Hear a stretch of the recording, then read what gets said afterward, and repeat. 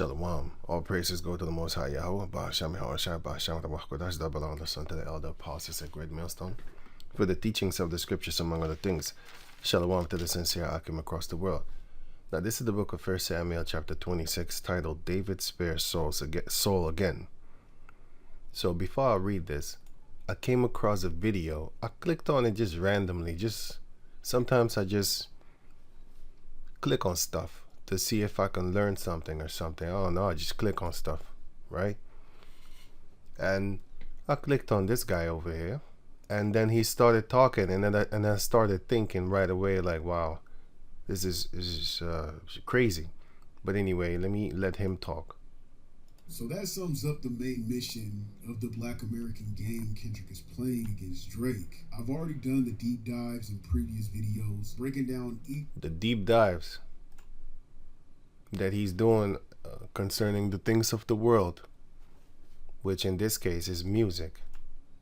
Each and every moment of Kendrick Lamar's strategic takedown of Drake, but for now, I'm staying focused on the main mission. Now, this brings us to the NFL performance. Like I've said before, I've seen people argue that this performance was bigger than Drake and wasn't all about him, which is true, but also far from the whole story. Kendrick was completing side quests while still locked on to the main mission. He's using words that I'm using concerning quests and stuff like that. I even have a folder named Quest. Things I need to research upon, because I was playing games in the 90s and stuff like that, when I was younger. And I used to always have these side quests that you had to do, which was fun. And so I keep on using these words. That's how I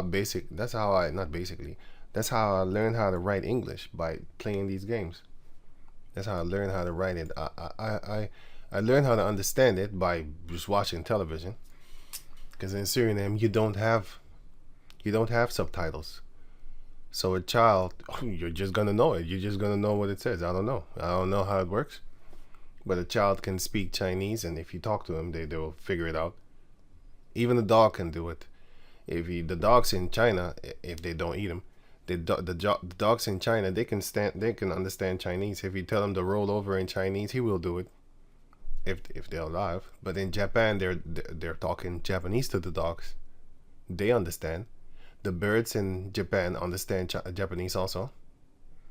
So that's how I learned how to understand it, and then I learned how to write it by playing games. And that mission was defeating Drake. This entire performance was aimed straight at him, while also tackling bigger cultural and social. I have a point. It's coming here, I think. Issues. And before we get into the Super Bowl, I just wanted to talk about how the internet has this idea that Kendrick's chain stands for a minor because he has a lowercase a. And come on, man, y'all better not believe that shit. I seen the tweet that started it, and they're not even a part of the culture to even say some shit like that. They're just an observer. One, Kendrick is not a weirdo. He is not going to spend $50,000 and up on a chain that represents trolling another man about children. That's just weird as hell. A doesn't even equal up to a minor. That's bizarre. How do you even get a minor from the letter A? I guess.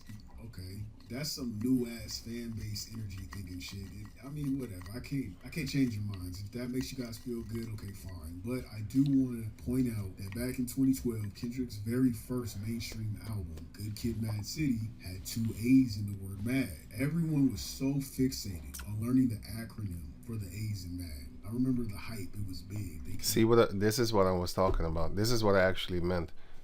They're trying to really figure out what he means, doing deep dives, checking out his life, checking out his Instagram tweets that he had deleted or that he just had up, and they're just trying to figure out stuff. They're trying to decipher this guy's life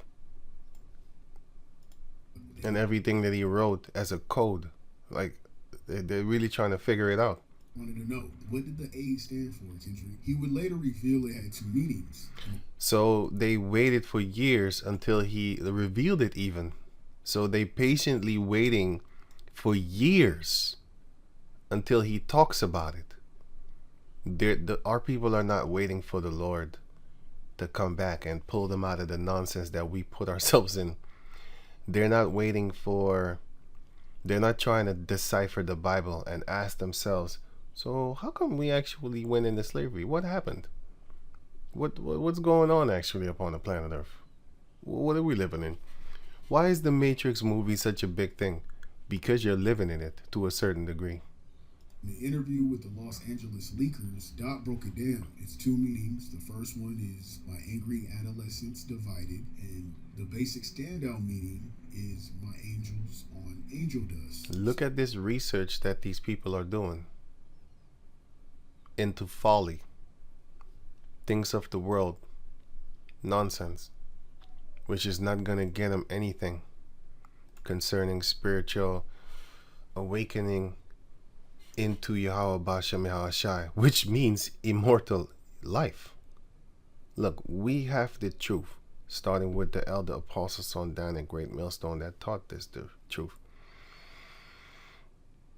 And then the other ones are supposed to go out there and teach further so that others can come into the pot of the immortality, into that realm of a possibility to get that thing. He's in the realm of money, fame, bitches kissing you and stuff like that. Also, it's a part of it. Or doing freaky stuff that everybody likes, but only when you fall, then everybody starts to basically, distance themselves from you, because now it's time to cry. First you laugh, then you cry. Everybody was laughing with him until he fell. Everybody distanced himself from him. Just like this guy, Clyde Davis.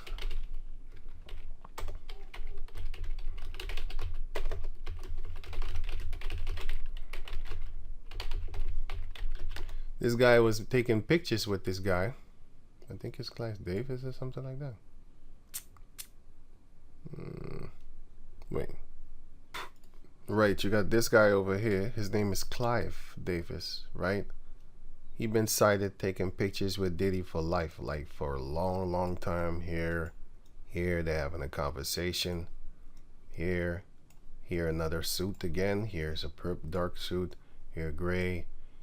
Here black. And let me see. There's many more, man. Here again.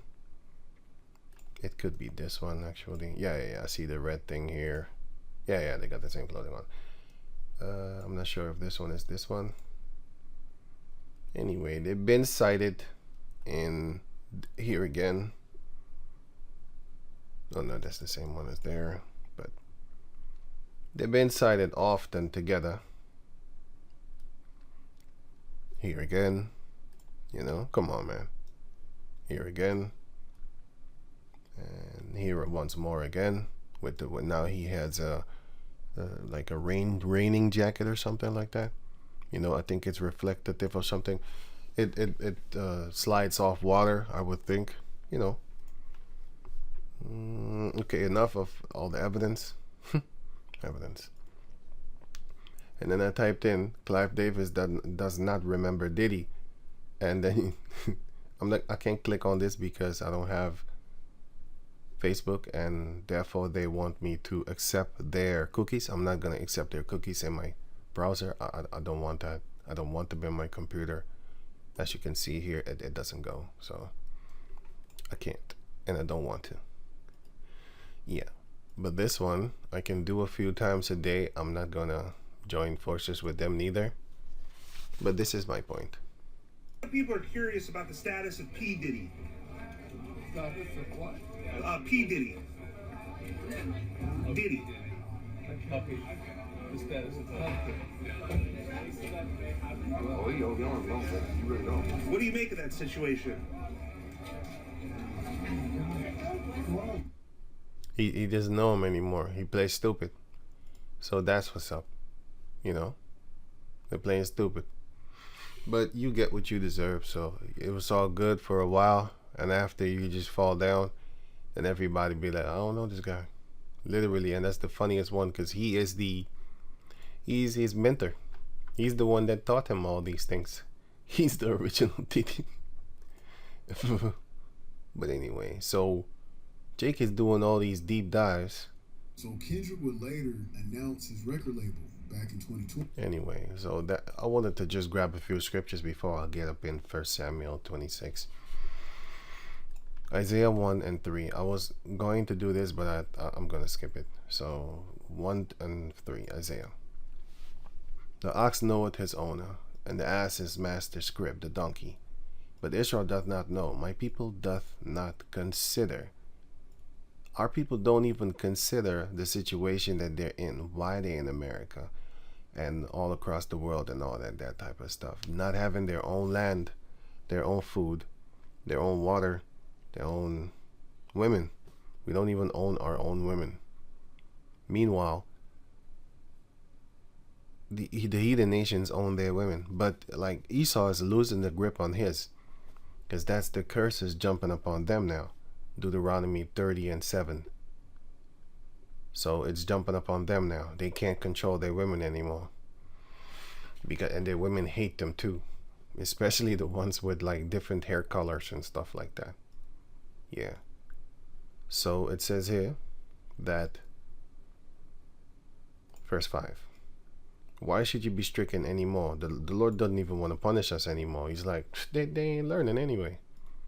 You will revolt more and more. The whole head is sick. The whole heart faint. The mind. From the sole of the foot even unto the head there is no soundness in it, but wounds and bruises, and putrefying sores. They have not been closed, neither bound up, neither mollified with ointment. So we have not even, been healed. We have basically destroyed ourselves.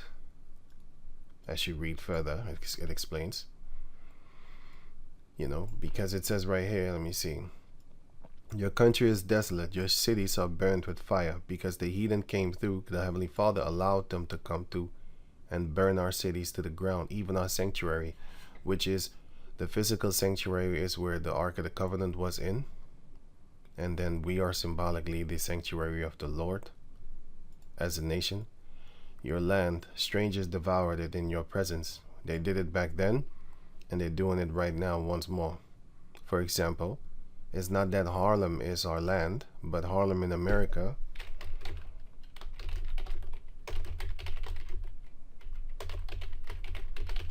I don't even know how you spell that name. Gentrified or something like that. Harlem becoming gentrified. But then gentrification has begun to make inroads in Harlem. And what does the gentrification mean? It basically means that caucus people are coming in and taking your stuff. Your so-called historical sites. They're putting the coffee place. I forgot the coffee name. Starbucks. Gentrification.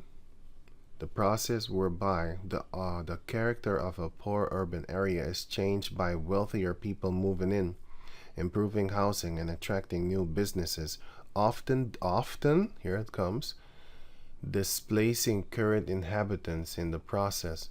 So, they did this back in the days also in the book of 1 Ezra. There's many more instances, by the way, but I'll get this one. Where is that here?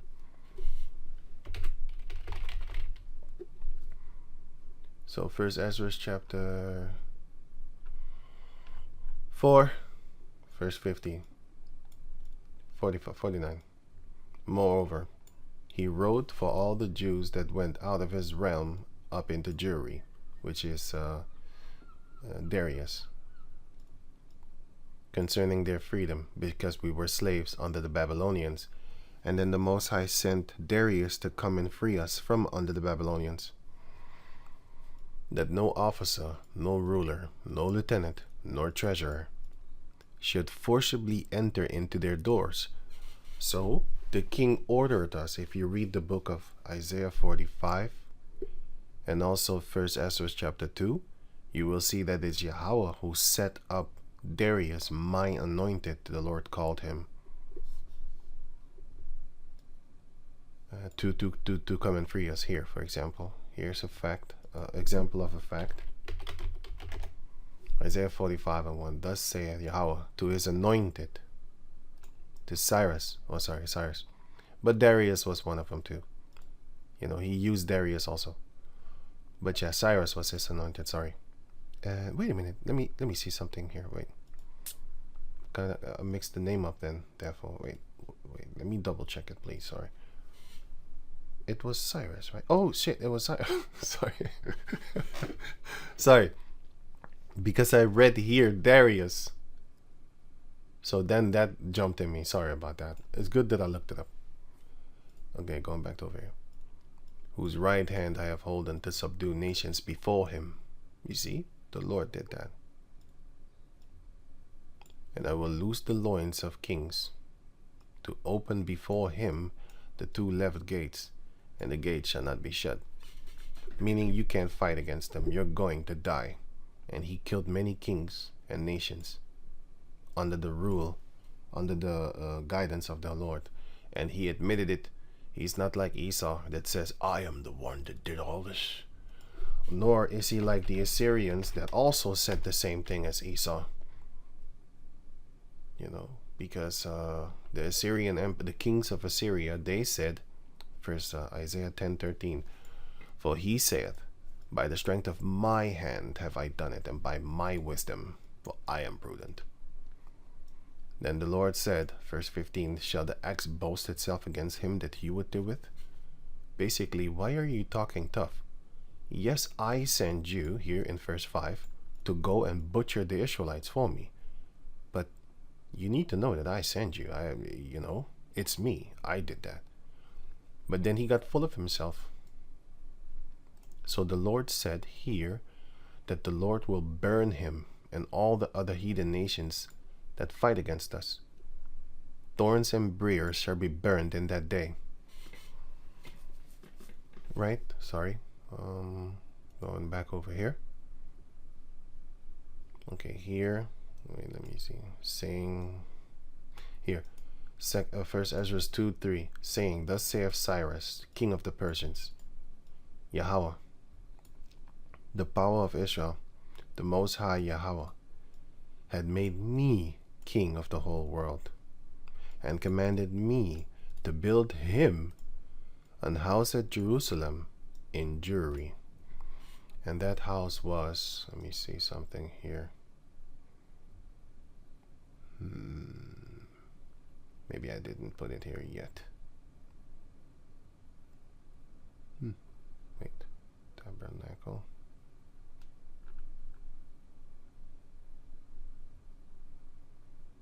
No, wait. Yeah, so first we had the tabernacle, which is this, the tent. And then we had, this is another one, which this would be then the sanctuary. The whole, this thing, wait, let me show you here, this here. This is the sanctuary. And then you had, let me see this one here, okay. Right, so this is the tent that it used to be in, the tabernacle.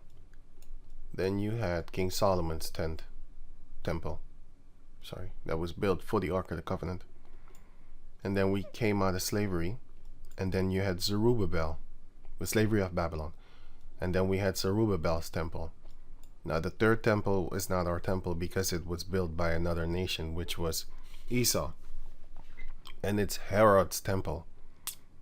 But Esau wants to associate that as the third temple. That's not the third temple. The third temple is within the Israelites. It's in the flesh. It's in the body. You know, it's spiritual, but it's within the Israelites.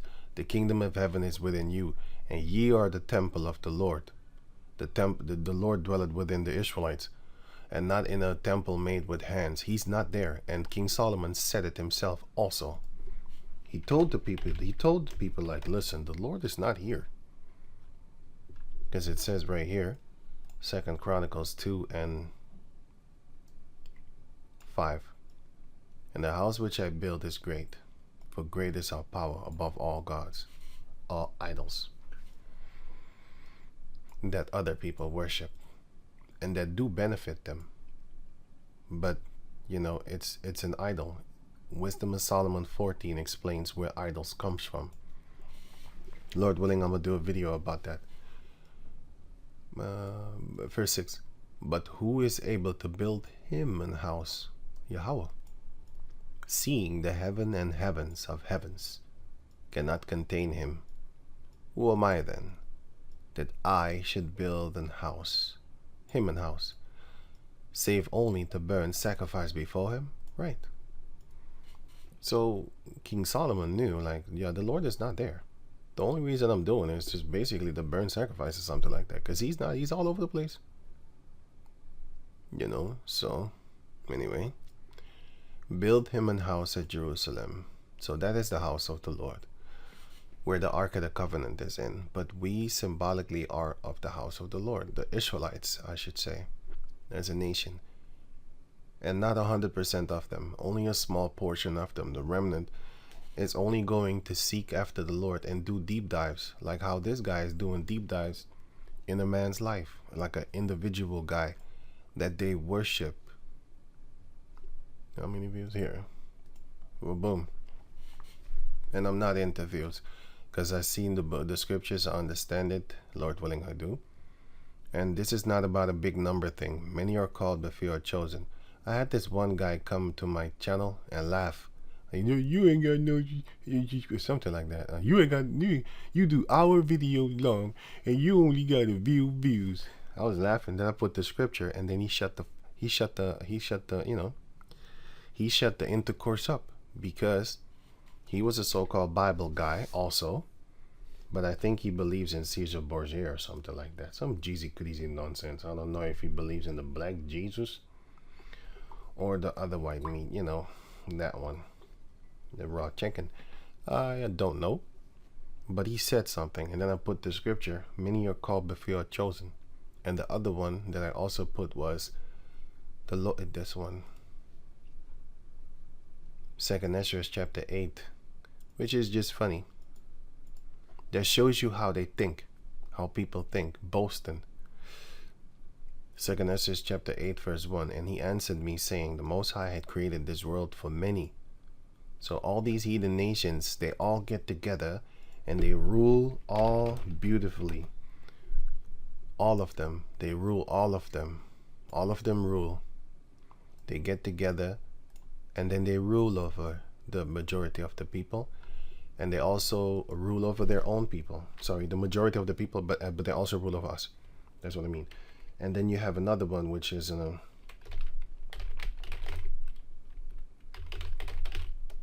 here, Matthew 20 and 25. So it says, Matthew 20 and 25. But Yahushua called them unto him and said, ye know that the princes of the Gentiles exercise dominion over them, over their own people. Nigga, you know who you're talking to, nigga. Well, they don't call each other nigga, but something to that effect. And they that are great exercise authority upon them. Can't be standing here. Bow to me. Oh, yes, sir, please don't hurt me. But it shall not be so among you. But whosoever will be great among you, let him be your minister. What is a minister? A minister is somebody that serves. So what do? You serve them. You serve them. How do you serve them? Attend to the needs. You feed the sheep. If you love me, feed my flock. Feed my sheep. Give them water. Give them food.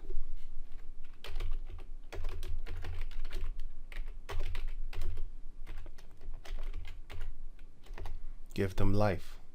Give them immortality, which is these scriptures. Ephesians 5:26, that ye might sanctify and cleanse it with the washing of water by the word. That's the water. And how do you feed the sheep? Psalms 23 and 1. Yahweh is my shepherd, I shall not want. I don't need anything else. He got me. He maketh me to lie down in green pasture. He leadeth me beside the still waters. What is the calm waters? What is green pasture? This. And who is in the? He's heaven. Look, he's in heaven right now. Both of them. They chilling. There's not a care in the world. Look at them. They're surrounded by food. That's all they need. This is the prosperity of a sheep walking around upon the planet Earth. But there's no wolves. And if there is a wolf, then the shepherd needs to come and protect them against the wolf, which are false doctrines. Oh, everybody could make it, or you can just eat pork and shrimp and all that. Oh, you can commit adultery, or you can be a sodomite if you feel like it. Nothing is going to happen to you. Oh no, that's not the case. It even says in the scriptures that you don't pray for people like that.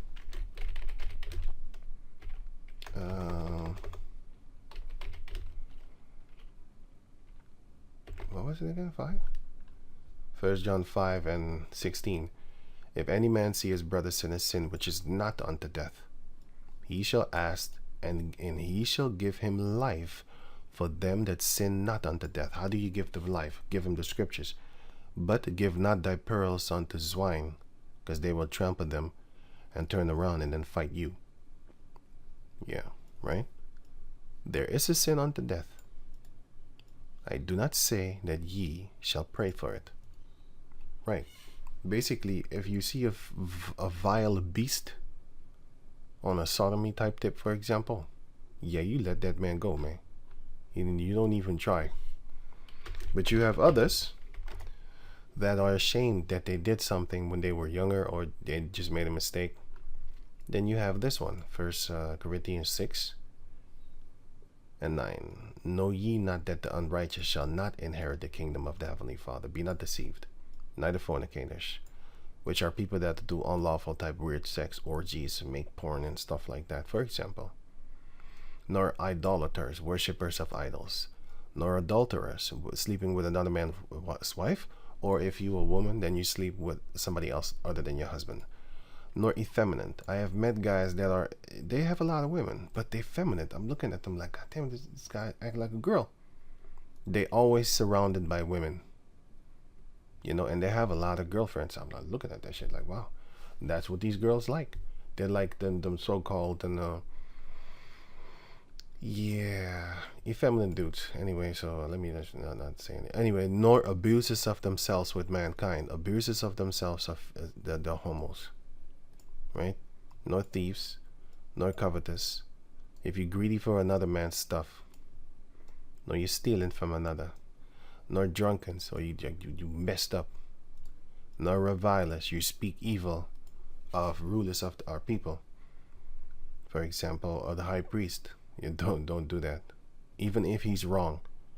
So Paul told you that when he cussed at he called the high priest a whited sepulcher.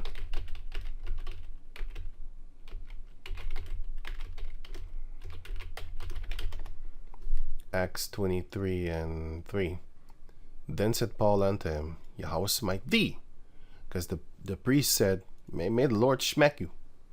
High priest Ananias, he said, may the Lord smack him and smite him on the mouth, basically. Yeah, through the power of the Lord. But he said, smack him on his mouth. Then Saul said, the Lord's going to smack you if you command them to smack me. Thou whited wall. So you're beautiful on the outside, like a whited wall. You're made white, but you're ugly underneath the paint. For sittest thou to judge me after the law, and commandest me to be smitten contrary to the law? And they that stood by, they was like, what? Revilest thou Yahweh's high priest? Then said Paul, oh, wait a minute, I was not, brother. I didn't know that he was the high priest. I didn't know. I wouldn't have said that. For it is written, thou shalt not speak evil of the ruler of thy people. Right. So even if he is wrong, you don't do that toward him. You better watch out, boy. So don't cuss at him. Yeah, don't do that. But you have many of these type of people that speak evil of the rulers of their people. Or you gonna find out, by the way. I know that the elder apostles had great milestone. I know what I know. So don't speak evil of them. I would warn you. I know better. You're gonna find out. I know exactly who they are. Okay. Nor extortionists. People that take other people's stuff, whether it be by threat or by law of force. You're an extortionist.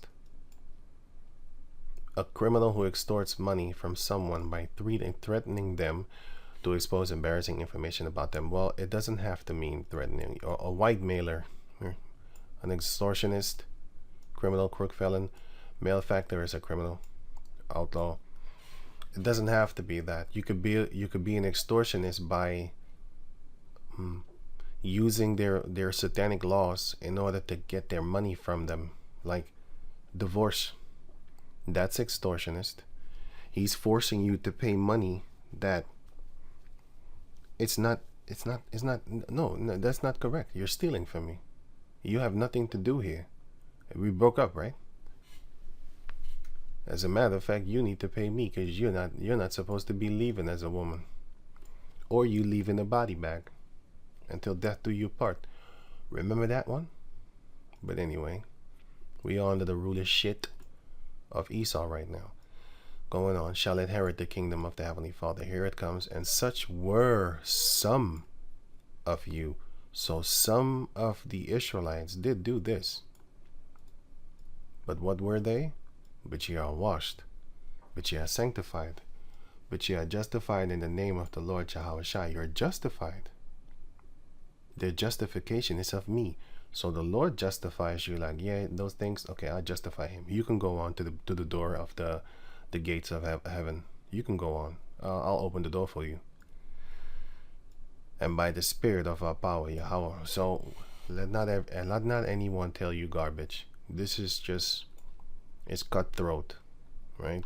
Now, if a person has personal emotions and stuff like that concerning, oh yeah, ain't no Sodomites gonna make it, man.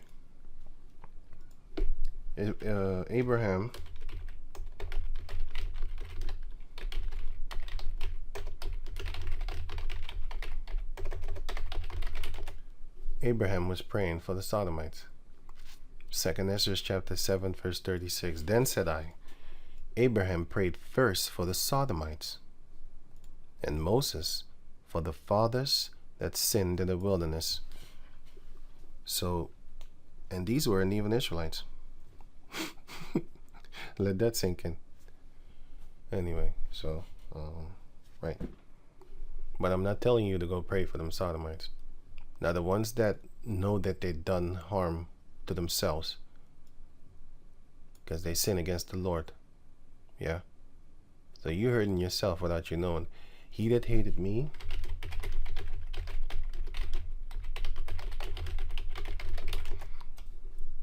Proverbs 8:36. But he that sinneth against me wrongeth his own soul.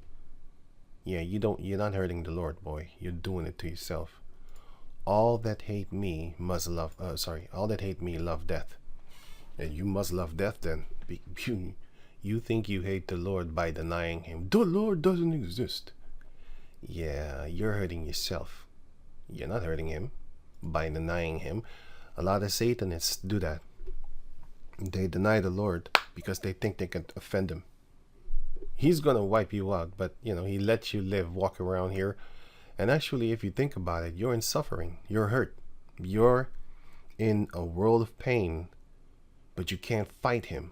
So your most powerful weapon is, I will deny you in everything possible, and I will do anything and everything possible that's contrary to what you love. That's like a woman that, even though it's bad for the children, she doesn't care. She's going to use them against you. She's going to cause you to be broke. She's going to cause you to not to be in the sons or daughters' lives. Because she doesn't care. Her mind is different, is warped toward vengeance. It's mine. That's how they think. But not all women, though. So keep that in mind. Don't be too stupid. And don't be dumb neither. Meaning, don't be too nice neither. Because, yeah. When you think you can rest your head down, That's about the time that they throw the dirt over your head and bury your ass for just being too nice. You love kids, I'm gonna use it against you. You love women, use that against you too. But anyway, so the sheep is in the heaven right now. So you feed the sheep, which are the lamb, and the lamb eat pasture. So you feed the sheep, you water the sheep. And let me see. Oh no, it's not Isaiah. It's actually Psalms. Psalms 51. Because against whom do you sin? Psalms 51 and 3. For I acknowledge my transgressions, you broke the law. And my sin is heavy before me, the law you broke. That is sin. What law? Against thee only have I sinned. Why? Because he is the one that made the law. No one else. That's like coming to a person's house, and then in his house you are not allowed to eat with your elbows on the table. That's his laws, his ways, his rules. As soon as you get out of that man's house, you can do whatever you want. You can put your feet on the table while eating. That's on you.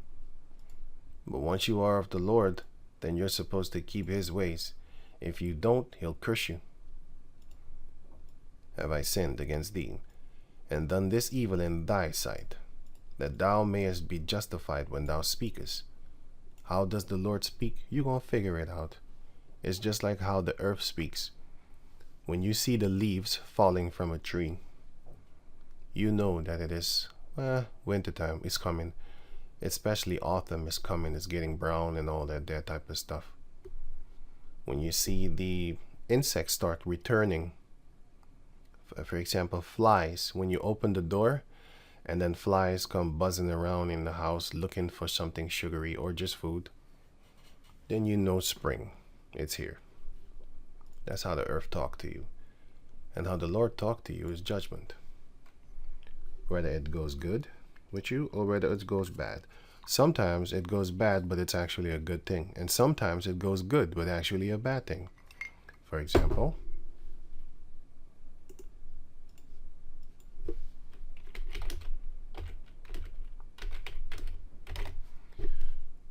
Luke chapter 6, verse 24. But woe unto you that are rich, for ye have received your consolation. Sorrow unto you, for here's great sorrow, because you receive your prize. The comfort received by a person after a loss or disappointment. I don't want that one. Here, second prize. A goal scored at a point when it is no longer possible. No, not that one. Let me see. Basically, console. You know, you didn't win first prize, but I'm gonna give you second. Here, go home with $5,000. The first place gets $20,000. You know, for example. So you got a console. You got a soothing prize. You're consoled. And you are disappointed because you didn't win the first prize, which is first place, right? So, yeah, you're going to be in a world of pain. You think you're doing good. See, this is how you think you're doing good. You're not doing good. You think you do. And, oh yeah, sorry. And the other one is Proverbs 3 and 11. My son, despise not the chastening of the Lord, neither be weary of his correction. For whom the Lord loveth, he correcteth, even as a father the son in whom he delighteth. So, you might go to some hardship, and you think like, oh man, the Lord is punishing me. Yeah, he isn't. It looks like it.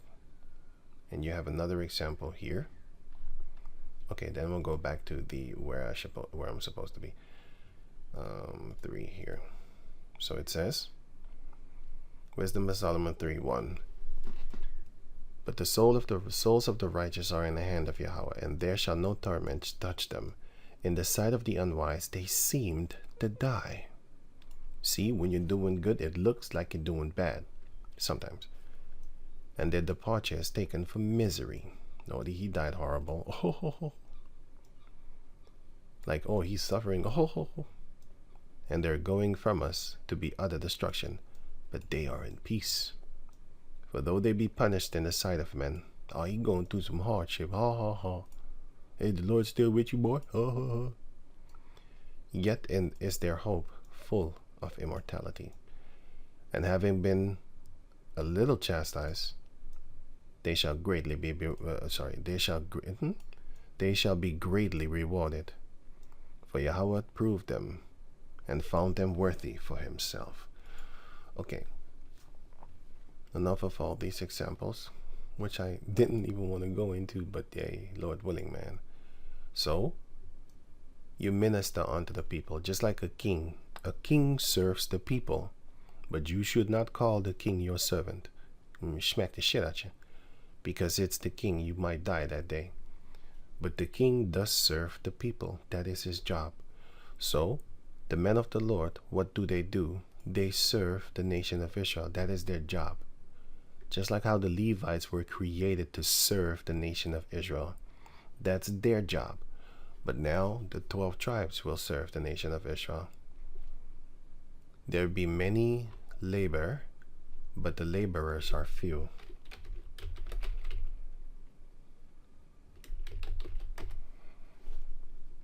Matthew 9, verse 37. Then said Yahushua unto his disciples, the harvest, which is the work, truly is plenteous, but the laborers are few.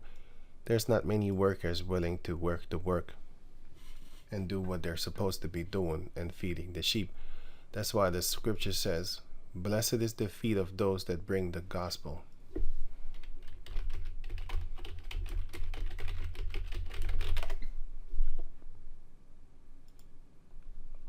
Romans 10:15, and how shall they preach except they be sent? If the Lord didn't send you, you will not be a preacher. But then again, you do have false teachers, and the Lord did send them too, in order to make them fool the rest of the people, because he wants you to get destroyed. If you read the book of 1 Kings chapter 22, what did the Lord want? He wanted him to die because he was against him. Here, Ahab, 1 Kings 22:20, and Yahweh said, who shall persuade Ahab to do what? That he may go up and fall at Ramoth Gilead. Basically to die. Convince him in his head. And one angel said on this manner, and another angel said on that manner. And there came forth a spirit, an angel, and stood before the Lord, and said, I will persuade him. And Yahweh said unto that angel, wherewith? And he said, I will go forth, and I will be a lying spirit in the mouth of all these his prophets. So Ahab the king, had prophets around him. He had counselors around him. He had wise men around him. And they had the spirit of divinity. They can divine things, like predict futures and stuff like that. They really could do that, you know. So, the Lord caused an evil angel to come in their minds and make them, convince them to think that the divining that they got was actually correct divining. It was correct to get them killed. But yeah, it was not correct according to their minds, but they thought it was. So the Lord, we as people, we are not allowed to lie. Thou shalt not lie. But an evil angel, he's created to lie.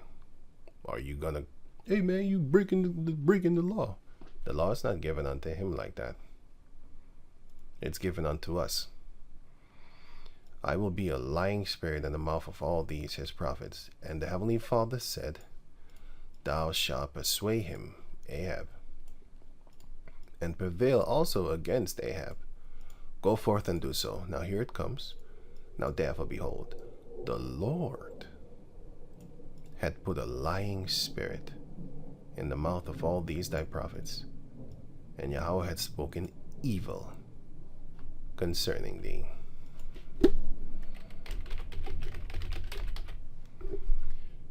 And how shall they preach except they be sent? As it is written, how beautiful are the feet of them that preach the gospel of peace, and bring glad tidings and good things, of good things, which is the kingdom and stuff like that. Oh. Isaiah 45:7. I form the light and create darkness. I make peace and create evil. I, the Lord, do all these things. Right, it's the Lord that does it, to punish you. That's why he created the bad, so that if you hearken unto the bad, you die. The whole life is a game. Yeah, Job played that game very good. That's why they say, Esau says this, the Lord give it and take it away. But he doesn't mention he give it back. The Lord take it, give it and take it, but he give it back. That part is not mentioned in Esau's vocabulary, because he's a demon. Demon is wise, actually, but it's very intelligent, by the way, so I didn't mean it like that one. Isaiah 45 and 13. I, Yahweh, have raised him, Cyrus, up in righteousness, and I will direct all his ways, because the Lord called him the Anointed of him. He shall build my city. That's what he did. Cyrus did that. But he ordered the Israelites to be free from Babylon and then gave them money. If you read 1 Ezra chapter 2, you will see. He gave us money, gold, silver, everything, materials and all that there. And he shall build my city, and he shall let go my captives from out of Babylon, not for price, nor reward. Cyrus didn't want anything but to serve the Lord, Yahweh. Saith Yahweh, the Lord of hosts. But what did the Edomites do? 1 Ezra chapter 4, chapter 4, verse 15. And that all the country which they hold should be free without tribute. So, nobody should rule over us, because Cyrus told us to let go. And if I'm correct, Darius too. Wait, Darius kissed him. Okay, wait. Oh, yeah, sorry. Okay, Darius is the one that allowed it. But it was Cyrus that took us out of there. Right. I need to read it again, by the way. Okay, that all the countries should be free without tribute. So they was not allowed to make us pay tribute. The Lord set that up. And that the year it comes. There's my point of all this here. And that the Edomites should give over the villages of the Jews, which then they held. That is what they're doing here. Gentrification. They're taking our stuff and replacing themselves and taking our places. Look, we know America and Harlem is not the Judah place. I know that. But it was given unto them as basically put them slaves here. Hey, this is how Jake women are supposed to be looking. You know. Or this one. But this is good too. Anyway. That's Anyway, so right. So put them slaves there, basically. And then after they build up some kind of a reputation, take that shit. And then put these white caucus females there. We're gonna put them in there. Instead of having Jacob descendants good of caucus people. Oh yeah, here, gentrification. Yeah, well, here. Put that. Instead of having these type of pictures on the wall or something like that, you know, these graffiti of our people, their faces and stuff like that. Then you put caucus faces there. Here. Witness the rapid transformation in Brooklyn's 5 most gentrified places. This is what they're doing. They're gonna make their shit, and then you have the crane, I think it's called. You have here Chicago, you know, it look all busted up. Here it looks fancy, like some money went into it. And guess what? They're gonna move your ass out. Whose city is this? It's not your city. You're a slave. You got dumped in there. And then when you work it up real good, you put your spirit all up in that place. You attach to it. Then they turn your shit house into a penthouse. And that is exactly what they're going to do. They're gonna turn your shit house into a penthouse, and you can't stay there because it's not for you. Esau been doing that. Gentrification, right? So, Isaiah chapter 1 verse 7, your country is desolate. Your cities are burned with fire. Your land, strangers devour it in your presence. This is the land of Israel, by the way, that we had. But until this day, they're doing it again. If you go to Suriname, you will, or South America, you know, Guyana, French Guyana, Brazil, you see them having all this shit, you know.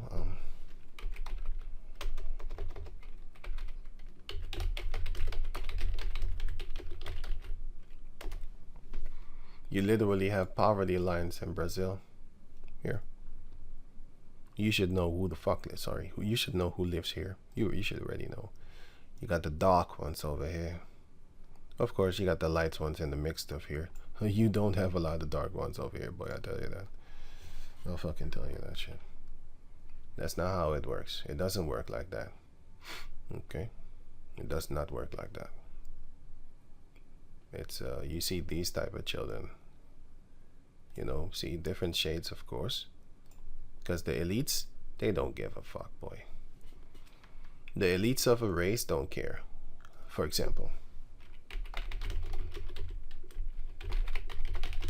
here, I'm going to give you an example of a fact. Look, these are Arabs. Okay, why are they living like this? Meanwhile, their own people have this. Lamborghinis.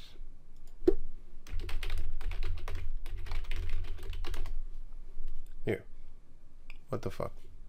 You can just sell this car. You're not driving it anyway. You can just sell this car. Okay? Okay. Abandoned. In Dubai. Abandoned. How the fuck can you... How the hell can you abandon a Lamborghini? Like, it don't make no sense. Yeah? And then you can help them. No, sorry. The Arab. Well, here. My point of showing you this is to show you that rich people of any nation in existence don't care about the poor of their own. That's why the Lord, he set up one shepherd that will care for us all. And that shepherd is David. Ezekiel 34, sorry, Ezekiel 34. And I will set up one shepherd over them, and he shall feed them. When he was here, we kept the law because he made sure we kept the law, and that would then therefore be prosperous unto us all. Joshua 1:8. This book of the law shall not depart out of thy mouth, but thou shalt meditate therein day and night. Why? That thou mayest observe to do according to all that is written therein. Yeah, why? For then, this answer, for then thou shalt make thy way prosperous, and then thou shalt have good success in this world. Now, only a small few of our people are prosperous and successful. Most of the time when they lick,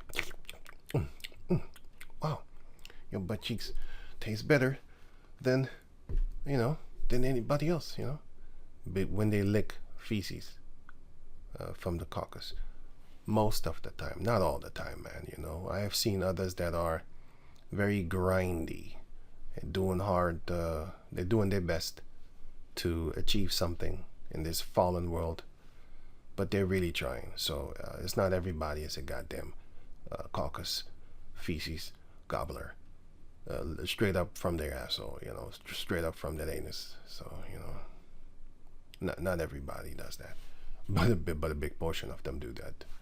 Or they change the mannerism that they talk. All of a sudden they get some accent or something. I see that often with the so-called black news anchors in America. I see them talking like a bunch of caucus females. I'm like, goddamn, I don't even talk like that. Or a bunch of caucus males. Well, back to you, John, and we're coming here to actually see certain things are being disposed of in the nigger neighborhood, the gentrification. We're going to dispose of these goddamn black people. They talk like that, so it's kind of funny. But yeah, it shows you that they do lick booty hole feces and stuff like that. They do lick it. The crust. They lick it. Sorry about that. Yeah, about the drinking. The sound effects, stuff like that. Yeah. So going on. So he shall feed them. He shall feed us with wisdom, knowledge, and understanding of the scriptures, so that we may be, so that you can help yourself.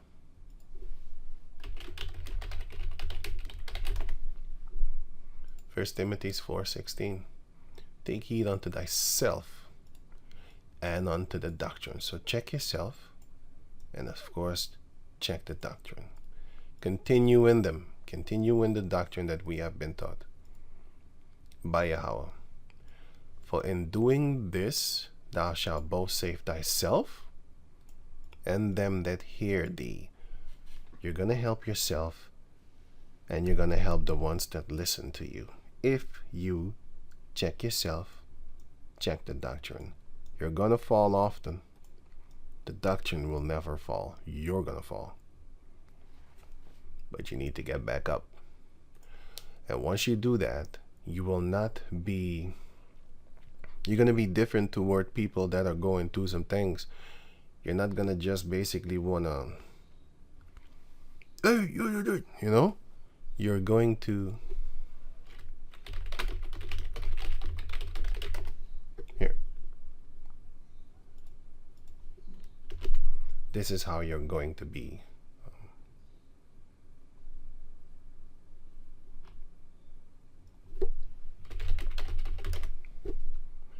Wisdom of Solomon 12:22. Therefore, whereas thou hast chastened us, the Lord chastened the ones that he loves. Thou scourgest our enemies 1,000 times more. We're chastened. Correction whips. They're getting punishment whips. There's a difference. Yeah, we got scourged too because we got punished. But they're going to get that punishment while we're going to get that correction. There's a difference. You see, when your father whoops that ass, he whips you. He's not doing it to kill you.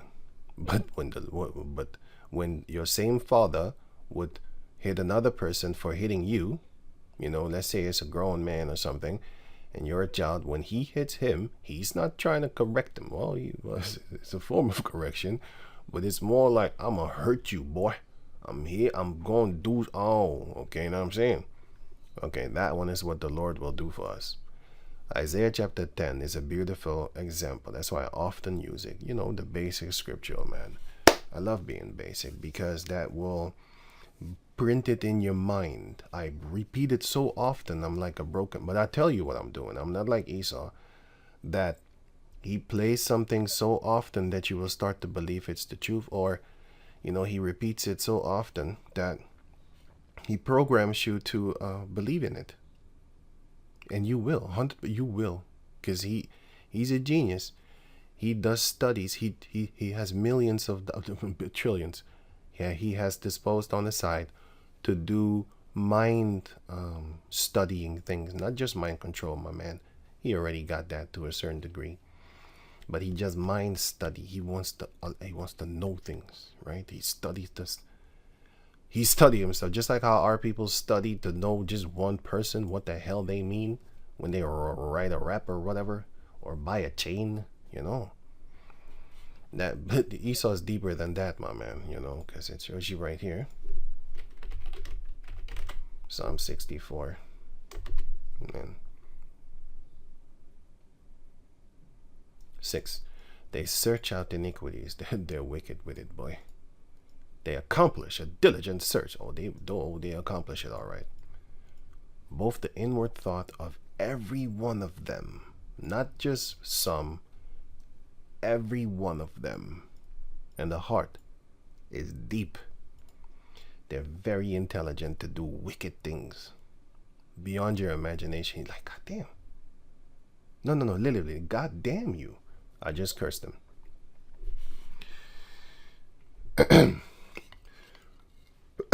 Excuse me. Sorry. I was actually going to do just the intro And here it is. I'm an hour further. Anyway, they search. Oh, I already read that. So they're smart with it. Thou scourges our enemies 1,000 times more, to the intent that when we judge, we should carefully think of thy goodness. And when we ourselves are judged, we should look for mercy. So, when we become judges, we will become judges of good and right. You've been to the good and right. Sorry, good and evil. We've been to the evil. Good and wrong. We right and wrong, and good and evil. We've been to the wrong, and we've been through the evil. So then you know how to judge better. Look, if you haven't been through addictions or something like that, and then when a person comes with addiction, you want to be very harsh toward him. Now, if you went through some things, you would know, like, don't do that with him, or treat him different than you would treat that man over there, or do this with them, that, because you're considering the things that you have gone through. That's why me personally, certain people I'm very soft toward, and other people I just don't like you. I don't know. I don't happen like that. I try, but I see things, and I don't like it. So but yeah. I think one person that I actually, but that's gone now. The beauty is within. That's how the Lord works. Anyway, let me go on. Now it says here,